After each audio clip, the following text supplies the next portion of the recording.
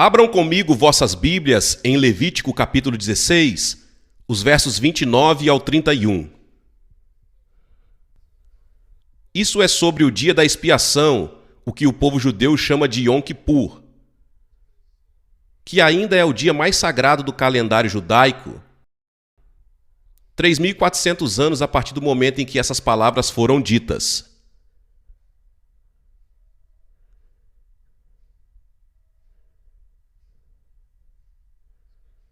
Falando sobre este dia da expiação, Moisés diz: o Senhor está falando por meio de Moisés. Este será um estatuto perpétuo para vocês. No 7º mês, no 10º dia do mês, afligireis vossas almas e não fareis nenhum trabalho em todos, seja um nativo de seu próprio país ou estrangeiro que mora entre vocês. Porque naquele dia o sacerdote fará expiação por vós para vos purificar, a fim de que estejais limpos de todos os vossos pecados perante o Senhor. É um dia de descanso solene para vós e afligireis as vossas almas. É um estatuto para sempre.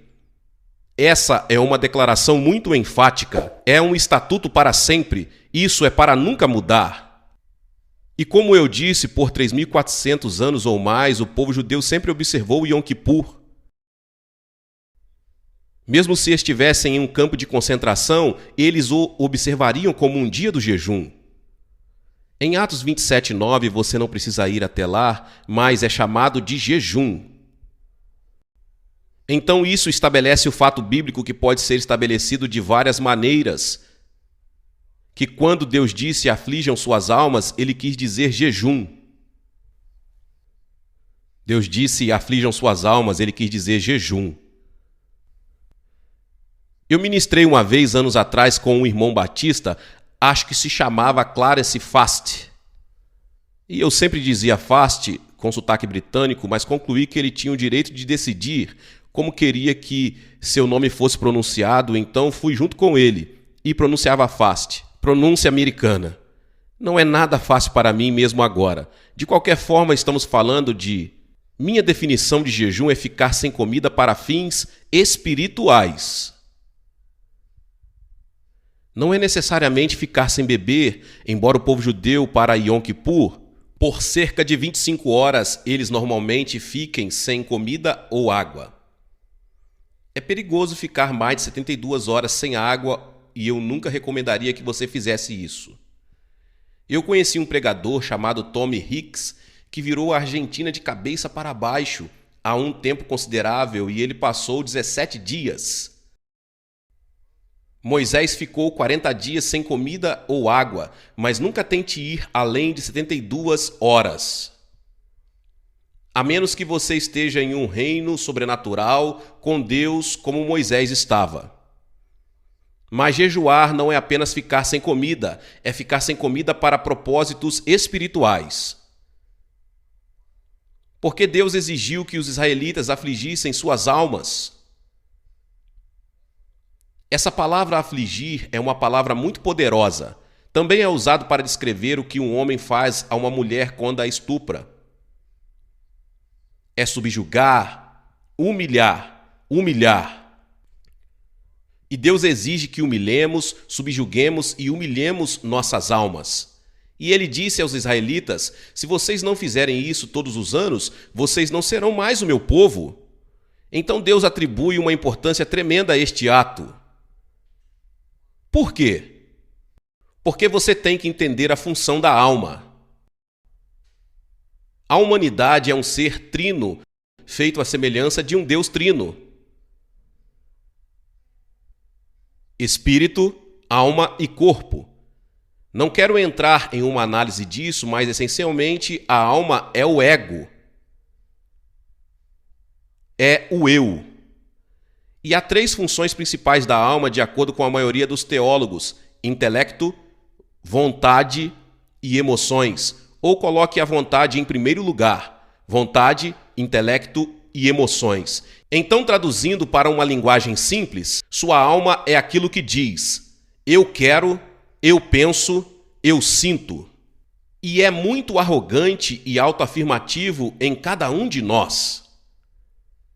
E Deus diz: se você realmente quer minha bênção, terá que aprender a subjugar esse ego arrogante e autoafirmativo em cada um de vocês. Lembro-me de um advogado em Washington, D.C., muitos anos atrás, quando falei sobre o jejum. Ele decidiu que é uma boa coisa a fazer, vou jejuar por 24 horas. Bem, ele teve um dia miserável.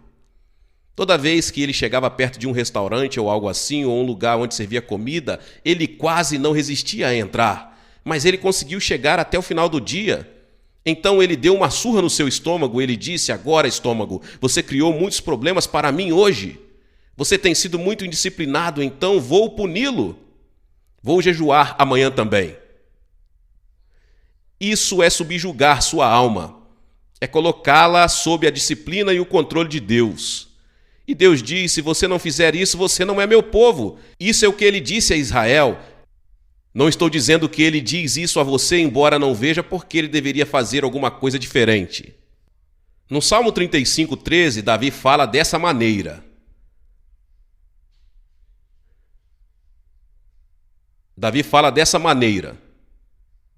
Salmo 35, versículo 13.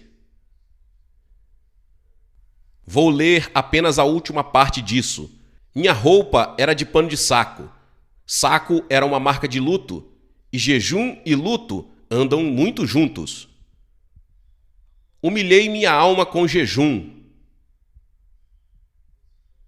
Esta versão diz: eu humilhei. É lamentável que as traduções modernas do inglês muitas vezes colocam self, onde o hebraico diz alma, o que é legítimo, mas obscurece o fato de que Davi estava lidando com sua alma. Humilhei a minha alma com o jejum. Essa é uma das razões pelas quais Davi sobreviveu. Ele teve muitos problemas e nem sempre fez a coisa certa, mas aprendeu a humilhar a alma. Foi isso que o tornou um grande homem de Deus. E creio que todo servo bem-sucedido do Senhor precisa aprender a humilhar sua alma. Existem outras maneiras de fazê-lo, mas o jejum é realmente a maneira bíblica de fazê-lo. Agora, já citamos juntos 1 Pedro, capítulo 5. Onde Pedro diz: humilhai-vos. Portanto, a maneira bíblica de fazer isso, a maneira bíblica, existem outras maneiras, mas a maneira principal de se humilhar nossa alma é jejuar. Agora eu quero dar a vocês alguns exemplos históricos, primeiro do Antigo Testamento e depois do Novo. Quando fui salvo em 1941, se você pode acreditar, haviam pessoas vivas na Terra naquela época.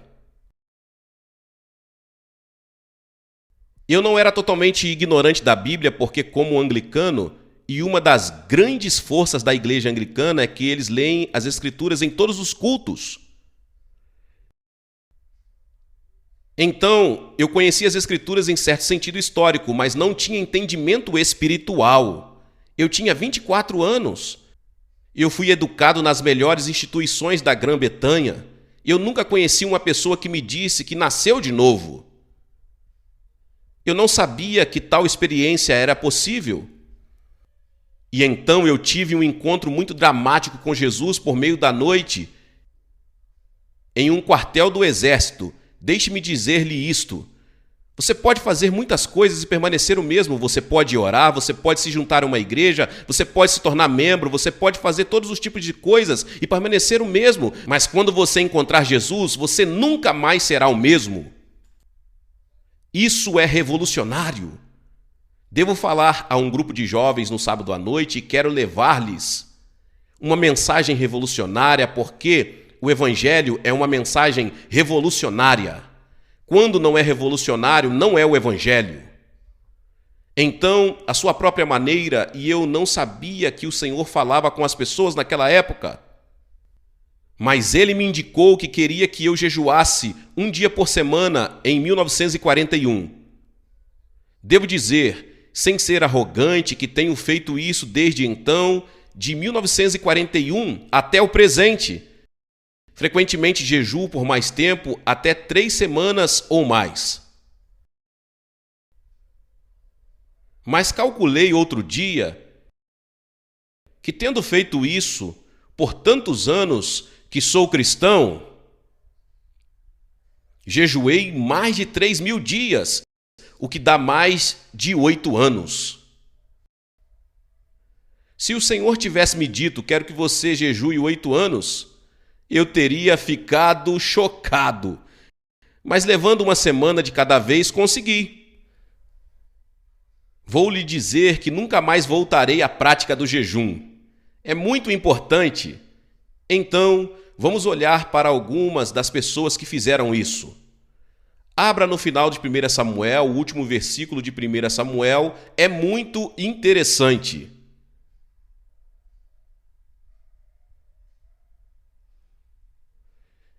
Eu já era pastor na Inglaterra, em Londres, e decidi que ia jejuar uma semana. Então pensei comigo mesmo, alguém já jejuou por uma semana e sobreviveu? Eu pensei, será que vou sobreviver a isso? E deixe-me dizer a vocês, americanos, se você nunca estivesse na Inglaterra, os ingleses aquecem seus corpos, não suas casas. Então eu sabia que ia ser frio e foi. Então eu estava pensando, você sabe, alguém poderia jejuar 7 dias e sobreviver? E aconteceu de eu olhar o último versículo de 1 Samuel, e diz sobre os homens de Jabes Gileade. Então eles tiraram seus ossos, que são os ossos de Saul e seus filhos, e os enterraram sob a tamareira em Jabes Gileade, e jejuou 7 dias. Essas são as últimas palavras de 1 Samuel. Eu disse a mim mesmo, se eles conseguiram, eu consigo. Afinal, eles eram agricultores. Tinham de cuidar do gado e de outras tarefas agrícolas.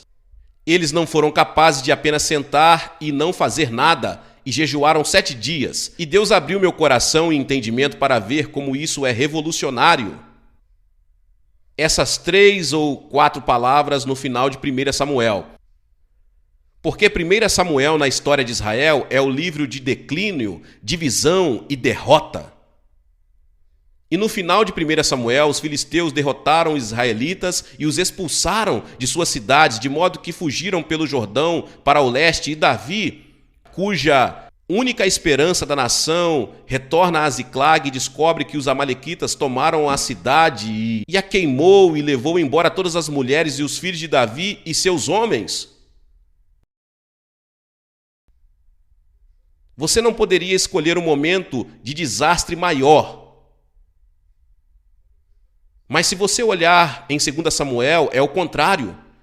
É um livro de recuperação, reencontro e vitória. E qual foi a virada? Os homens de Jabes Gileade. Não acho que seja possível enfatizar demais a importância do jejum. Foi isso que trouxe a mudança, o ponto de virada. Então vamos ver alguns outros. Vejamos o conhecido personagem Jonas.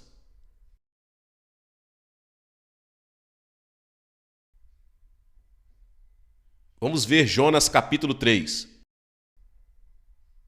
Tenho certeza que a maioria das pessoas aqui conhece a história de Jonas. Ele era um profeta e Deus lhe disse para ir para Nínive, leste. E ele se levantou e foi para o oeste. A direção exatamente oposta. Analisei cada passo que Jonas deu a partir de então, foi um passo para baixo. Ele desceu das montanhas para a planície, da planície para a cidade, da cidade para o navio e do navio para o mar. Então deixe isso ser um aviso para você, não retroceda. Porque a partir desse momento, cada passo que você der será um passo para baixo. Jonas é um personagem favorito meu, acho que quero relatar algo que aconteceu, acho que em 1970, 1971 pode ser. Nos primeiros dias orvalhados do reavivamento carismático, quando o orvalho ainda estava fresco na grama que agora evaporou, e eu me tornei associado de 3 pregadores bem conhecidos, Bob Mumford, Charles Simpson e Don Besham. Quero dizer, éramos muito simples, mas deixamos claro que Deus nos colocou juntos. Bem, isso foi uma ameaça para todos os outros no corpo de Cristo, basicamente. E então, naquela época, Dennis Benitti, o reitor da Igreja Episcopal de São Lucas em Seattle, Washington, era um dos líderes do movimento carismático. Então as pessoas, os líderes em Seattle e eu formamos pastores em Seattle, por um curto período decidiram que tinham que fazer algo a respeito porque havia muita discórdia, divisão e mal entendidos. Então eles convidaram todos os pregadores carismáticos conhecidos que estavam viajando, cruzando a América com navios que passavam a noite e nunca se encontravam, para vir a Seattle para, acho, 3 ou 4 dias juntos. Eles disseram: não temos dinheiro para pagar sua passagem, mas todas as noites os enviaremos em pares para uma igreja local e assim vocês poderão levantar o dinheiro para a sua passagem. Não era uma razão muito espiritual para nos enviar, mas era isso. E eles nos garantiram que você nunca sairá 2 vezes com o mesmo pregador. Bem, na primeira noite quero sair com Larry Christensen. Na segunda noite saí com Larry Christensen. Na terceira noite saí com Larry Christensen. Bem, você sabe, e Johannes e Erna entenderão isso pelo histórico de minha esposa como uma ex-luterana dinamarquesa. Os luteranos, bem na verdade, um pastor luterano era como um trapo vermelho para um touro para Lídia. Levou quase o fim de seus dias para superar isso. Então eu realmente não acreditava que houvesse bons luteranos, e eu tenho que dizer isso para minha vergonha. Mas depois de passar 3 noites com Larry Christensen, disse a mim mesmo: tenho que concordar que há pelo menos um bom luterano, e somos amigos desde então. Mas de qualquer maneira, sentamos lá cerca de 30 ou 40 pessoas reunidas em uma grande sala, e olhamos umas para as outras e não sabíamos o que fazer. Por fim, um dos irmãos católicos disse: tenho de lhes dizer, irmãos, a verdade. Tenho medo de todos vocês. Todos disseram o mesmo. Eu não sei o que foi realizado. Passamos o dia inteiro discutindo o batismo nas águas e aquele cenário particular em que você tem católicos e episcopais e presbiterianos e batistas e pentecostais. E o que você tem? O batismo nas águas era uma coisa extremamente controversa. Eles passaram meio-dia em demônios, onde eu era realmente o foco. De qualquer forma, passamos por isso e fiz amigos que duraram pelo resto da minha vida. E agradeço a Deus por isso. Mas de qualquer forma, no final, eu tinha sido um pastor lá brevemente. Então eu conhecia alguns dos pastores e eles estavam conversando entre si e disseram: sabe, não organizamos essas reuniões para impactar a cidade de Seattle. Marcamos as reuniões para pagar as passagens do pregador, mas na verdade eles causaram muito impacto na cidade de Seattle de que quaisquer reuniões que organizamos para isso. Então eu estava no avião. Agora isso é muito subjetivo, mas eu estava no avião voltando para Fort Lauderdale e meio que meditando como é que reuniões não foram marcadas com o objetivo de impactar a cidade, causaram mais impacto na cidade do que as reuniões marcadas para esse fim. Eu senti que tive uma pequena conversa com o Senhor. Isso é subjetivo. Bem, senti que o Senhor me disse: diga-me com quem tive mais problemas, com Jonas ou com o povo de Nínive? Então pensei sobre isso e disse: Senhor, quando você endireitou Jonas, não teve problemas com o povo de Nínive. E senti que o Senhor me disse: quando eu endireitar os pregadores, não terei problema com o povo.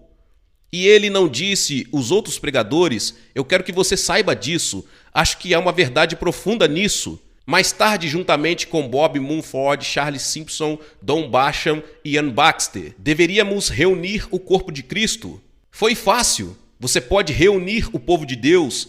Você sabe o que é difícil de se reunir? São os pregadores, os ministros. Mas nós percebemos isso e digo sem nenhuma atitude de crítica. Não são as ovelhas que separam o corpo. São os pastores. Você pode reunir ovelhas, mas reunir pastores exige um milagre. De qualquer forma, essa é minha pequena introdução à minha história de Jonas. Agora você sabe que Jonas teve uma segunda chance, graças a Deus por uma segunda chance. E ele entrou na cidade, se você leu no capítulo 3. Então Jonas se levantou e foi para Nínive, de acordo com a palavra do Senhor. Ora, Nínive era uma cidade extremamente grande, com uma extensão de 3 dias de viagem. E Jonas começou a entrar na cidade no primeiro dia de caminhada. Então ele clamou e disse: ainda 40 dias e Nínive será subvertida. Então o povo de Nínive acreditou em Deus, proclamou um jejum e vestiu-se de saco, desde o maior até o menor. Bem, eu disse a mim mesmo, isso é incrível. Porque a simples declaração de Jonas teve um efeito tão poderoso em uma cidade tão grande e perversa? Concluí que era porque ele havia atravessado a barriga da baleia. Quero dizer, ele não falou sobre o julgamento de Deus de um aspecto teórico. Era muito real para ele. E o mais incrível é que toda a população de Nínive, esta cidade muito perversa e violenta, se arrependeu desde o chefe, o rei, até o menor. Eles proclamaram um jejum e ninguém foi autorizado a comer ou beber, nem mesmo o gado. A cidade inteira jejuou. Não há outro jejum que eu conheça como esse em qualquer lugar da Bíblia. O interessante é que Nínive teve um profeta uma vez e se arrependeu. Israel teve muitos profetas muitas vezes e nunca teve um arrependimento paralelo. Você sabe que eles dizem que a familiaridade gera desprezo, e temo que isso seja verdade para alguns de nós. Estamos tão familiarizados com a Bíblia que não sentimos seu impacto. De qualquer forma, não preciso entrar na história de Nínive em grandes detalhes. O fato é que um dia, ou possivelmente mais de um dia de jejum, mudou toda a história de Nínive. E Nínive foi poupada do julgamento de Deus por mais de 100 anos. O interessante é que Nínive foi poupada, o norte de Israel não foi poupado. E Nínive foi o instrumento de julgamento de Deus sobre o norte de Israel. Há uma lição para isso. Portanto, há uma cidade inteira, uma cidade pagã perversa, cuja história inteira foi mudada por meio da oração e do jejum. Glória a Deus, louvado seja o nome do Senhor. Que palavra poderosa. Talvez você chegou até aqui e ouviu esta palavra e ainda não é inscrito aqui no canal. Se inscreva aqui no canal e ative o sininho das notificações. Todos os dias são postados vídeos abençoados aqui no canal para te abençoar. Deixe também o seu like e não se esqueça de compartilhar esta palavra com mais pessoas. Meus irmãos e minhas irmãs, nos vemos nos próximos vídeos. Amém.